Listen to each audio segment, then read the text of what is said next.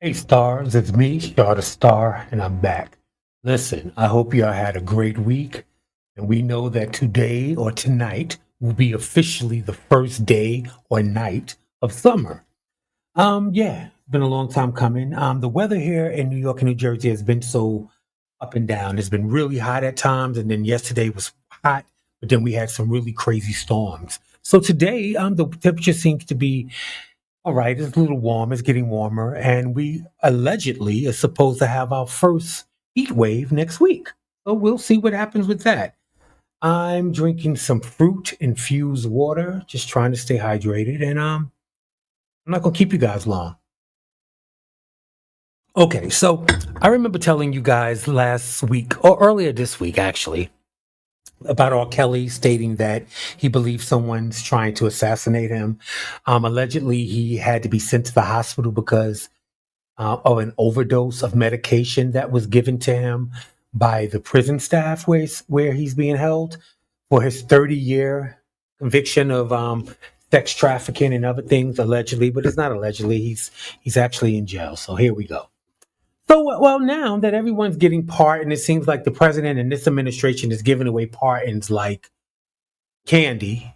So, because usually you hear, presidents give pardons at the end of their term, but this particular president is giving them out whenever and however and whomever.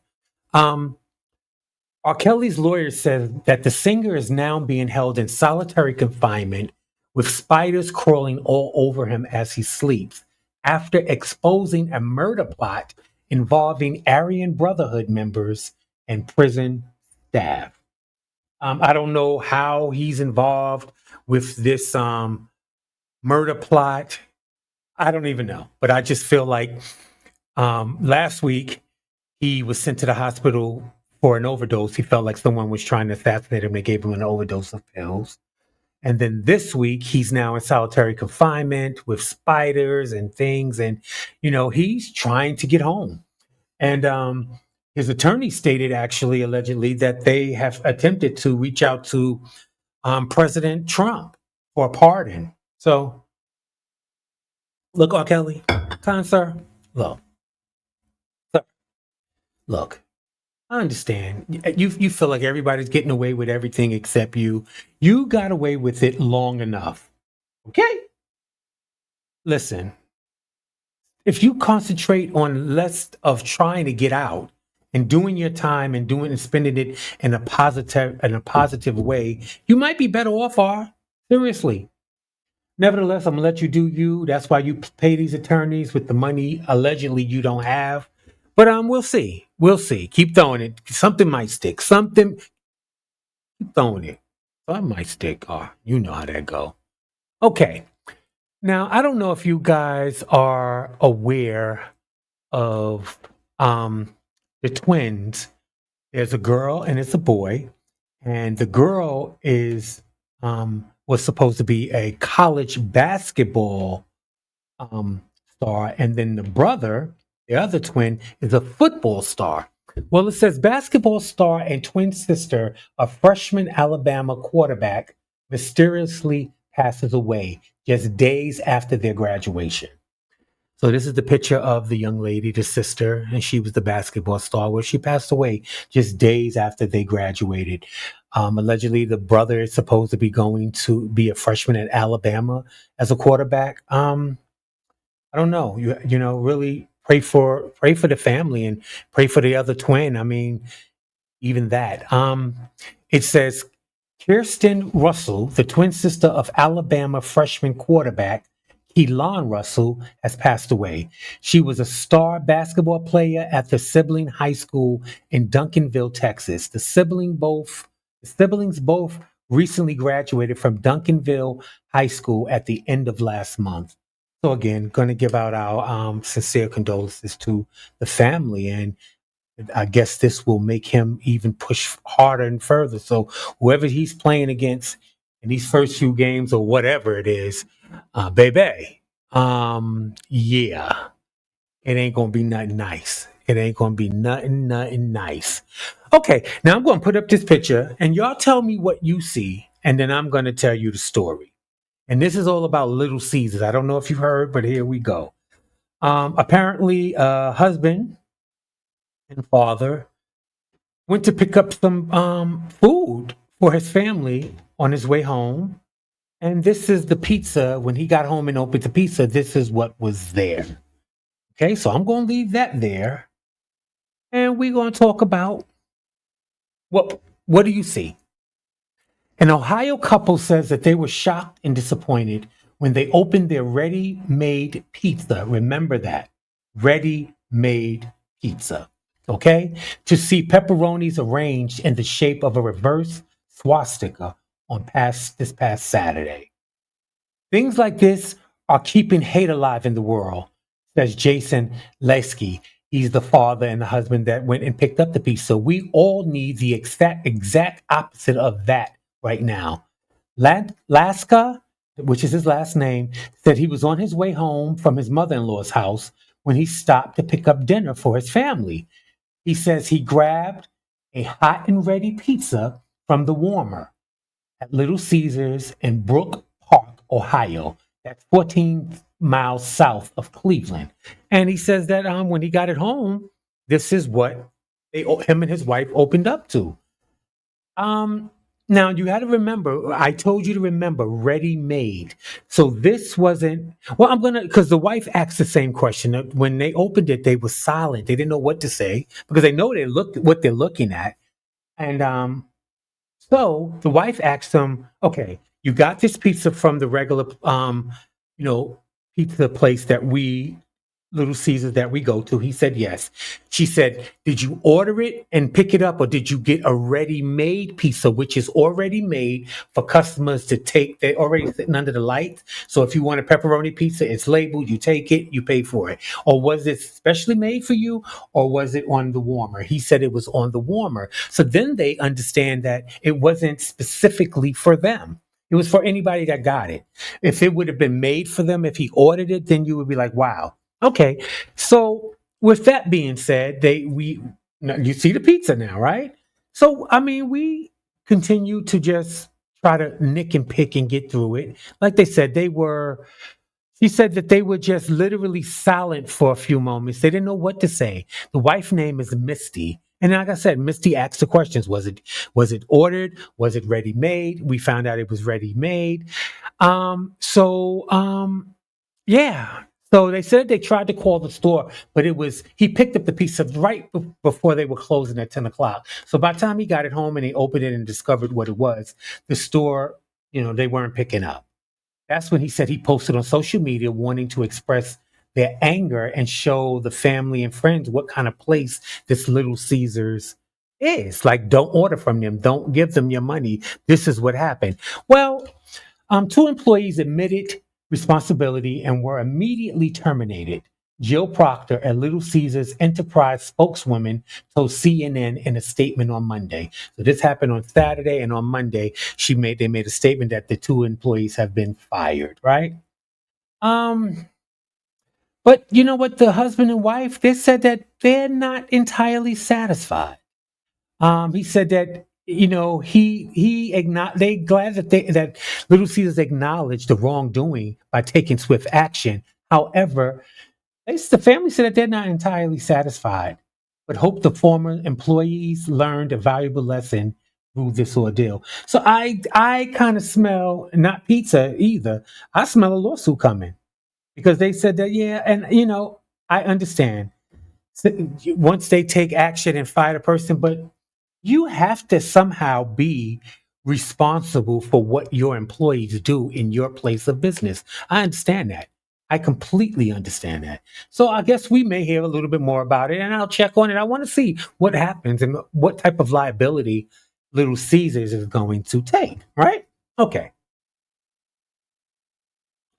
So we know that yesterday was Juneteenth, and I was talking to some people, and I stated to them, I just felt like it was too easy breezy. I said, this is your last Juneteenth. And they were like, "What do you mean?" And I was like, wait. And surprise, surprise, this morning, it says on Juneteenth, which was yesterday, President Trump says the U.S. has too many holidays on Juneteenth. He says this. Okay. So yeah, he states that the president he criticized the number of U.S. holidays and said they cost the country billions of dollars. Um, mm, he's going to get rid of it. I think this is going to be the last one until someone else takes office. I honestly do. If he states this on this particular holiday, he didn't state it on President's Day. He didn't state it on any other holiday. He didn't state it on Easter. But when it came down to Juneteenth, he says that it has too many holidays and that it costs the U.S. billions. But so do you, sir. You costing us billions too. And I wish we could get rid of you as fast as you could get rid of us, but I digress. I'm just stating. So yeah, so like I said to my friends, I was like, I don't know, guys, this might be your last one because yeah, he's not having it. Look, I already told you guys and reported to you that he took Martin Luther King's bust of his head outside of the Oval Office, which had been there for Barack Obama's presidential presidency, which was two, and then Biden's presidency. So you're saying that wow.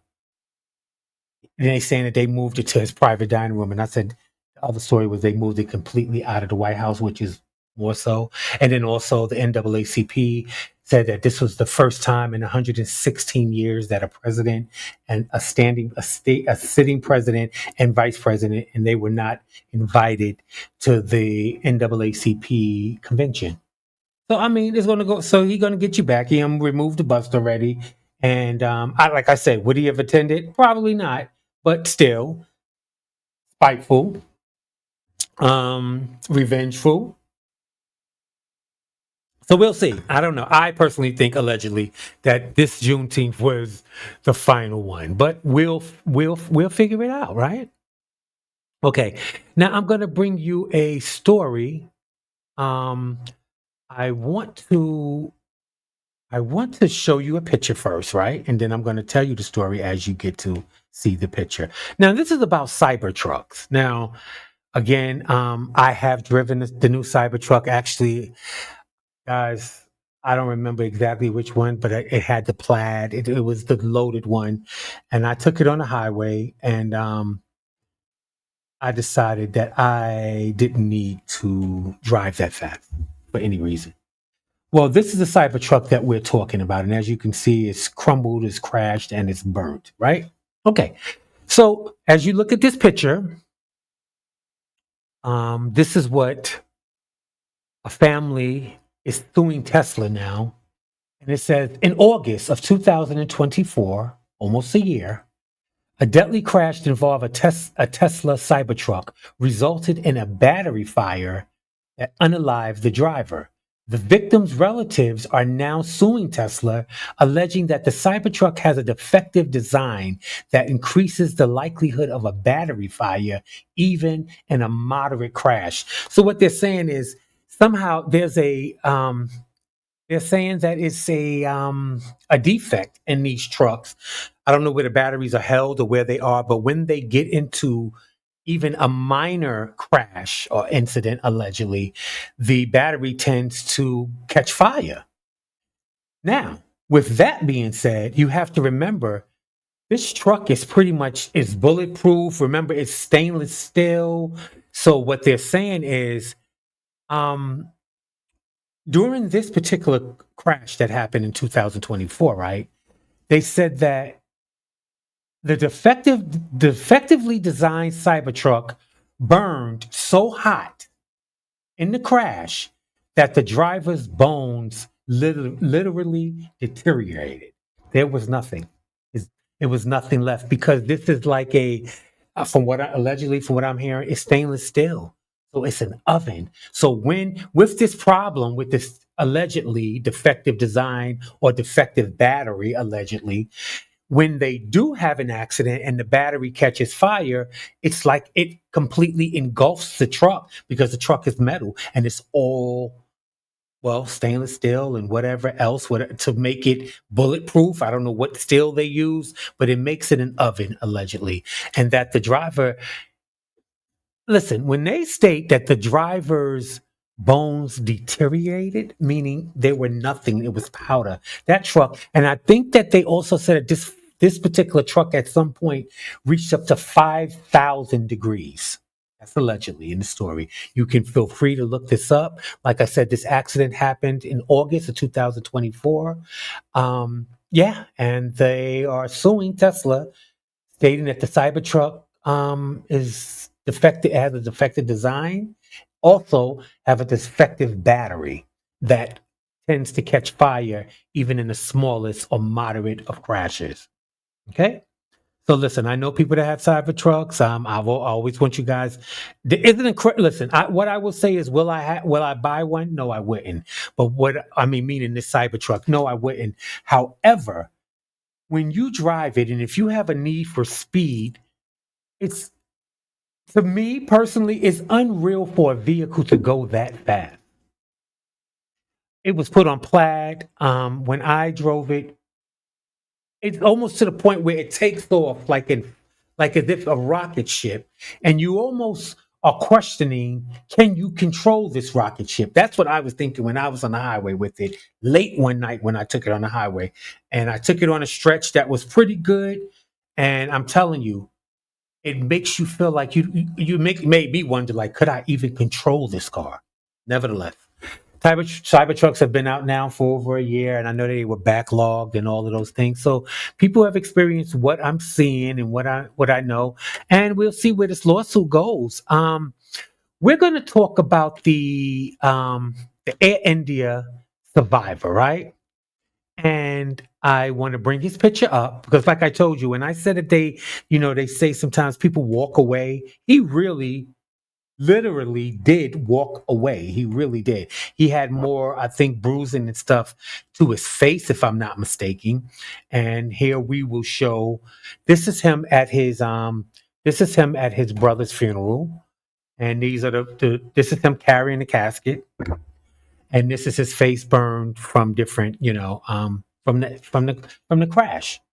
Well, it says Air India Brit survivors guilt as he explains why he didn't sit with his brother. Now, from what I understand, allegedly, this is him, right? And they have another close-up picture of him, and like I said, he actually really walked away. This is him there. This is the day of the crash. His face is really bruised. I don't know if he had any other, but as you saw, he was carrying his brother's coffin with the other pallbearers. So I don't know. But this is what I'm going to say. They're saying that he was in row 11. He was in row 11. He's apparently with this flight, it's pretty much, I think they sell tickets for the row. Say if there's 10 people in row 11, they sell 10 tickets, but whoever gets there first gets whatever seat. And he said he's feeling, remorse, because he didn't sit with his brother, and he had a chance to get his brother over to his section, but something happened. Just to say, allegedly, he was in 11A, his brother was in 11J. So when they got there, for whatever reason, they could have gotten there earlier, or they could have gotten there. When things like this happen, we hear a lot of woulda, coulda, and shoulda, but it's not for you to say. It's not for you to say. A lot of things we could have do or should have did. We didn't. It's about the way the book of life is going to play out for us. You know. Um, well, he was saying that like because of that, there was some dispute with the seat, and he wanted to sit with his brother, but because other people had got there before, he wound up in 11A, and the brother ended up on the other end of the aircraft in 11J, and he perished with the other 280 people, 78 people, allegedly. Yeah, so he's feeling bad because he said he feels like could have if they would have gotten there or wouldn't have went to the candy store, wouldn't went to the bathroom, they would have gotten there in enough time to sit together, which he feels like he would have been able to save his brother because he walked away. Now it's weird because he feels that way, but sir, feel like this too. Maybe that's just wasn't the will because allegedly there was someone sitting next to you and that's why your brother couldn't sit next to you and they didn't survive. Only you survived. So even if your brother would have been sitting next to you where the other person would have. They didn't. So you have to look at it like that. It's about the will. Okay, well, we're going to continue talking about airplanes for a minute. Okay, they going buck wow on the planes. Well, apparently, I'm going to bring up the story, and it says woman kicked off flight after pulling woman's hair, saying she didn't want to sit next to a FAT lady. Look at this FAT lady. Look at this fat B. This is what she's spewing out on the plane, talking about the lady that was sitting there. She can't even look at her. She can't even see her stomach. She continued to scream. Well, she was an equal opportunity hater because the person behind her, when they tried to interject, she called them ugly and said that she doesn't even she know that they're ugly and that they're starving for sex because nobody wants to sleep with them. So, but they do say allegedly that the woman was inebriated. She had been drinking apparently at the bar before she got on her flight or whatever it was. And I'm gonna tell you what else happened. It says a woman was removed from the flight that was en route to Kansas City after having a breakdown after boarding, saying she did not want to sit next to a FAT lady. Okay. The passenger who was aboard the Southwest airline flight set to take off from LaGuardia Airport in New York City was allegedly intoxicated at the time of the incident. She began screaming at the passenger sitting next to her, in front of her, and behind her, and talking about either their weight, their clothing, calling people unattractive. Um, yeah. So this is just another. This is a 32-year-old passenger. Her name was Lena Perry, and she was seen kicking and screaming on the ground after assaulting a woman on the plane. She pulled the woman's hair because the woman wouldn't move seats. She said that she didn't want to sit next to her, and yeah. So the hatred came out because the true her, she was yeah, she was drunk, so it was nothing to stop her. Yeah, I can't even tell you some of the things that she said to people in here, and it was a lot of cussing. So they, of course, got her together, um, and she assaulted the woman, the heavyset woman, and then they verbally assaulted the other people, and then she physically assaulted two bystanders and two employees of Southwest Airline as they attempt to get her off the plane. So yeah, she went in. She went in. I don't know if you guys heard about Cher. Y'all remember, Cher. I know Cher. You know. Well, Cher's her son Elijah Blue Allman has been hospitalized after he overdosed. Um, let's see. Let's see what they're saying. Well, first I'm going to show you Cher and her son, and this is Cher and her son Elijah Blue Allman. And again, he was hospitalized, like I said, um, for an overdose. I don't think this is allegedly. This is not the first time. It says Cher's 48-year-old son, so he's 48, so we know that. Cher's 48-year-old son, Elijah Blue Allman, was rushed to hospital after overdosing in Joshua Tree, California, on Saturday morning. I don't know what Joshua Tree is, but it says Elijah is reportedly still in the hospital and receiving the best care possible. Um, yeah. So, yeah, he's not a teenager. It looks like he's had this problem before, to be really, really honest with you. It looks like it. Um, yeah, yeah. Let me get rid of this off of my screen. Looks like Elijah Blue has had quite a few. They have pictures of him at the Chateau Marmont where he's intoxicated or had, too much of something, allegedly. They said that it's unclear what drugs Elijah was using, but again, he was admitted under having an overdose. So have prayers to Cher and her family. Listen, I love you guys. I want you guys to be intentional. I want you to check on your strong friends, just check on your family. I want you to be in the know. I love you guys. I know that this is going to be our first weekend of the summer, and it's supposed to reflect that with the weather and the temperatures. And I want you guys to enjoy it. I might do something over the weekend. I may not. Nevertheless, you have a great weekend. Be safe out there. And I will speak to you guys as soon as possible. Love you guys.